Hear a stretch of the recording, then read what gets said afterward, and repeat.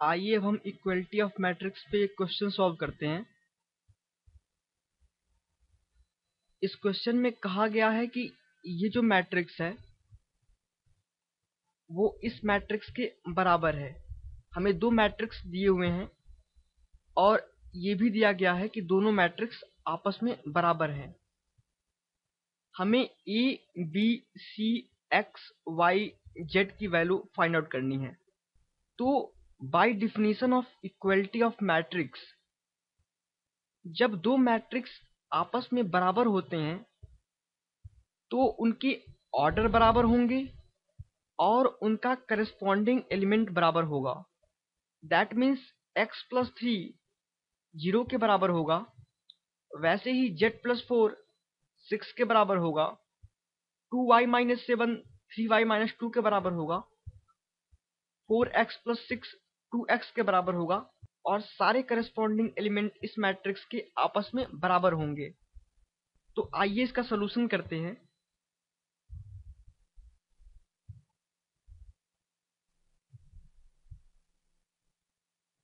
Solution के लिए सबसे पहले हम क्या लिखें?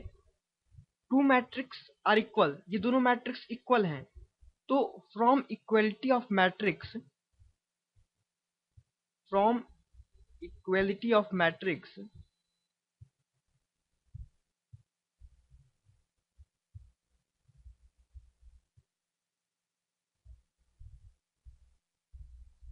we have aij is equals to bij।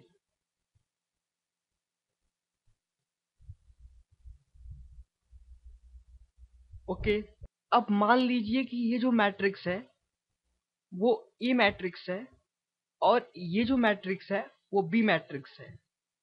इसके जो एलिमेंट हैं वो ए आई जे हैं और इसके जो एलिमेंट्स हैं वो बी आई जे हैं। तो E11 किसके इक्वल होगा?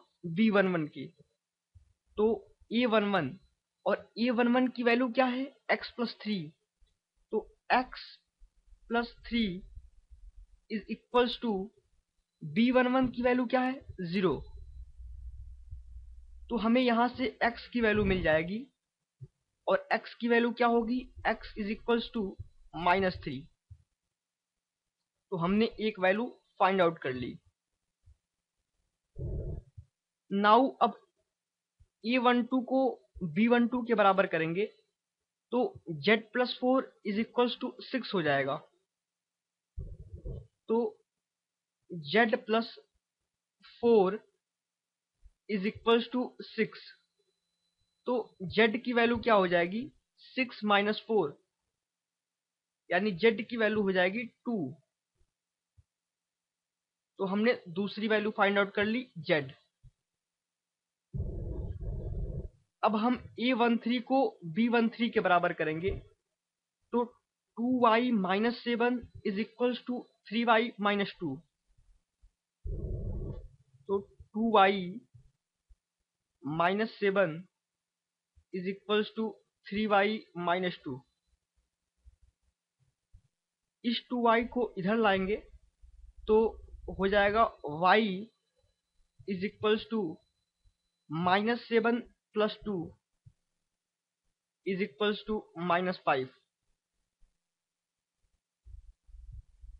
तो हमें x, y और z की वैल्यू मिल गई।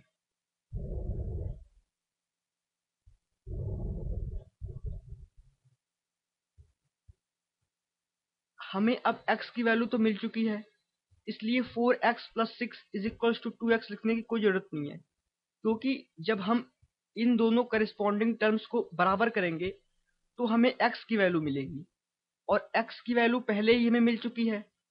कितनी मिली है? -3। तो हमें इन दोनों टर्म को बराबर लिखने की कोई जरूरत नहीं है।